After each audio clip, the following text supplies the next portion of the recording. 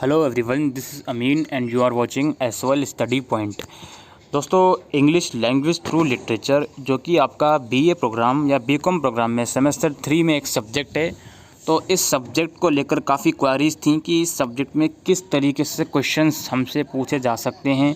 क्या हम जो स्टडी मटेरियल में जो टॉपिक्स दिए हुए हैं, जो चैप्टर्स दिए हुए हैं, अगर हम उसको कर लेते हैं तो क्या हमारा एग्ज़ाम अच्छा हो जाएगा।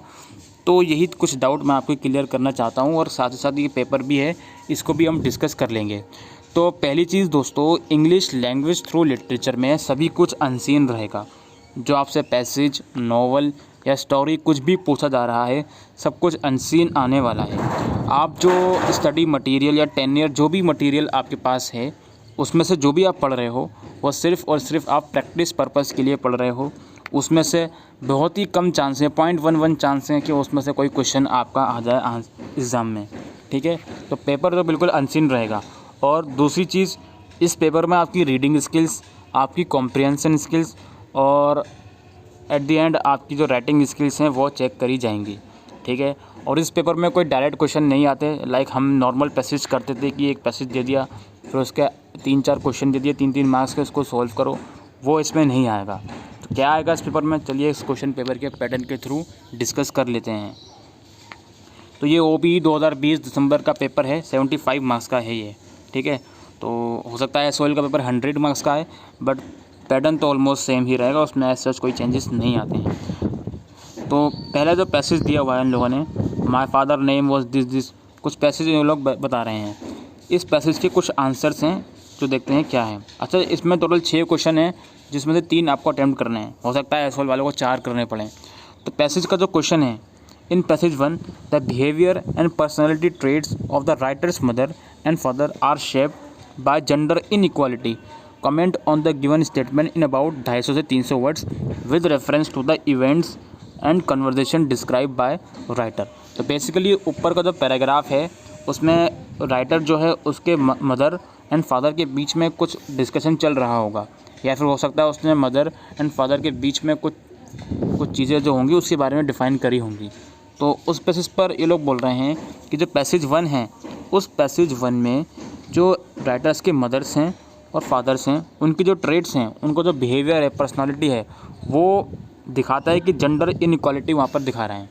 यानी कि जो जेंडर के साथ भेदभाव होता है उसके बारे में ऊपर डिस्कशन हो रही है। तो इसी चीज़ को लेकर आपको क्वेश्चन नंबर 1 का जो A पार्ट है उसमें कमेंट करने हैं, उसके बारे में बताना है, और जो ऊपर कन्वर्जेशन हुई है उसका रेफरेंस के अकॉर्डिंग ही आपको बताने हैं। ठीक है, तो आपने देखा डायरेक्ट क्वेश्चन नहीं है इसमें कि भाई पैराग्राफ में ये कब हुआ, ये कैसे हुआ।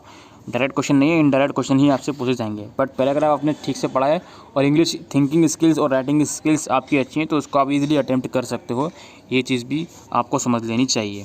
फिर B पार्ट क्या बोल रही हैं, imagine you are the writer's mother, write a diary entry in about 350 से 500 words describing the fight that you had with your husband, writer's father, and the way his behaviour impacts you and your family. तो basically अब दूसरे question से ये चीज़ हमें पता चल गई कि ऊपर के जो पैराग्राफ है उसमें बेशक इनइक्वालिटी बताई गई है, जेंडर इनइक्वालिटी, और राइटर्स के फादर का जो बिहेवियर था वो राइटर्स की मदर के साथ कुछ अच्छा नहीं था। तो बेसिकली इसमें आपको डायरी एंट्री लिखनी है जिसमें आपको उस बिहेवियर के बारे में बताना है, और उस बिहेवियर का क्या इम्पैक्ट हुआ मदर्स की लाइफ में उसके बारे में आपको बताना है। ठीक है, keep in mind that entries in personal diaries are typically in the informal register. अच्छा, अब पढ़ते हैं क्वेश्चन नंबर 2 की तरफ। अब क्वेश्चन नंबर 2 जो है ना, वो भी फर्स्ट पैराग्राफ से ही रिलेटेड है। ठीक है, अब ज़रूरी नहीं है कि आपको क्वेश्चन नंबर 2 सॉल्व करना है। इसमें टोटल 6 क्वेश्चन हैं, 6 में से आपको 3 अटैम्प्ट करने हैं। अगर आप पैराग्राफ अच्छे से समझ गए हो, काफ़ी इंटरेस्ट आपको उस पैराग्राफ में आया है, तो बेशक आप क्वेश्चन नंबर 2 भी सॉल्व कर सकते हैं। लेकिन कोई भी क्वेश्चन आप उठा रहे हो तो उसके दोनों पार्ट आपको अटैम्प्ट करने पड़ेंगे। तो क्वेश्चन नंबर 2 में क्या बोल रहे हैं, in passage 1 writer describe her parents, their characters, personality traits and behavior. Based on these description, assess how she felt about her mother.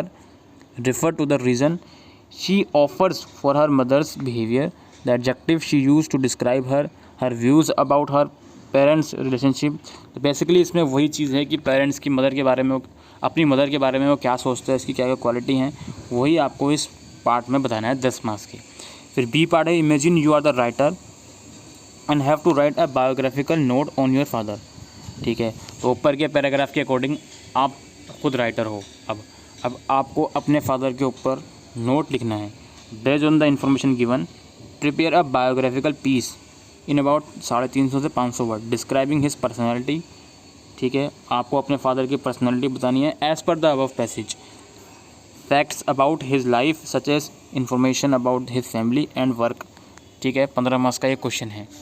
फिर हम आ जाते हैं पैसेज नंबर 2 जो कि 725 वर्ड का है। Uma Rao, Suresh Rao, constable Munsawe, Anarkali. I think ये ड्रामा है शायद कोई।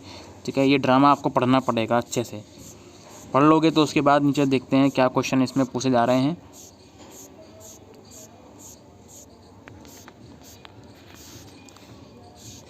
ये देखिए क्वेश्चन नंबर 3 है आपका, जिसमें in passage 2 what are the different attributes to the character of Anarkali, would you say the class gender of the various characters makes them respond differently, frame your answer in about 250 से 300 words quoting words, phrase और statement from the passage.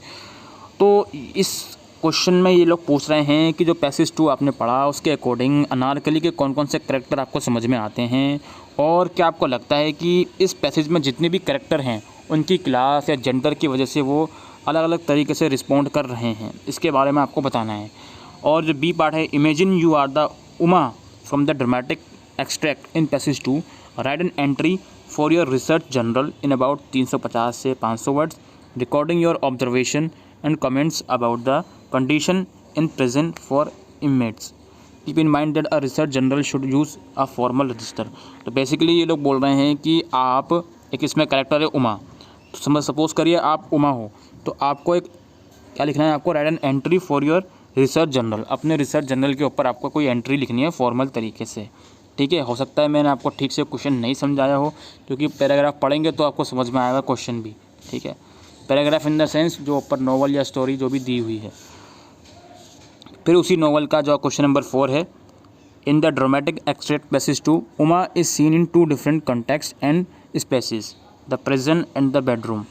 Describe her behaviour in each of these spaces and the difference you observe. तो character के बारे में बताना है। उमा के दो, उमा ही है ना यहाँ पे, एक second. In the dramatic extract passage 2, हाँ उमा 2 अलग अलग कैरेक्टर में दिखाई दे रही है। ठीक है, एक जेल में और एक बेडरूम वाले में। तो आपको उसका बिहेवियर बताना है। ठीक है, अलग अलग कैरेक्टर में। ऑल राइट, और continue the dramatic extract in passage 2 further 350 से 500 words. Imagining that Uma has been able to manage a short interview with Anarkali for her research, keep in mind the existing characterisation and the conflict in the plot, use dialogue and stage direction.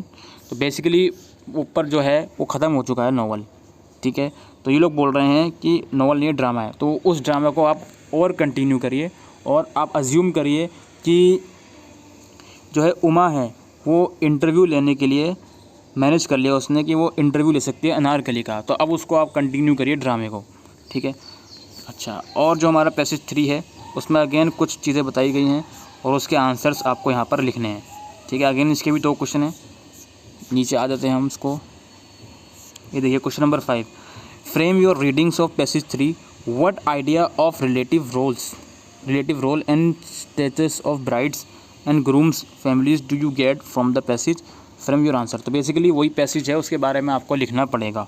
Assuming the narrator's that calls the Gulatis, write a dialogue of between them describing the discussion in about 350-500 word.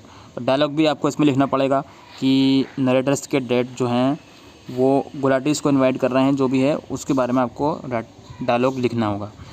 और the question has 2 subject. जो last question है वो भी again जो ऊपर वाला passage है number 3 उसी से रिलेटेड है, तो इसको आपको इस तरीके से सॉल्व करना पड़ेगा। तो आई होप आपकी समझ में आ रही होंगी किस तरीके से पेपर आपका पूरा तैयार करा जाएगा।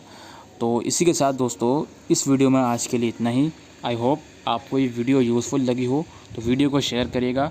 कोई और क्वेरीज हो तो कमेंट सेक्शन में लिख के पूछ सकते हैं। अभी के लिए वीडियो में इतना ही। Thank you.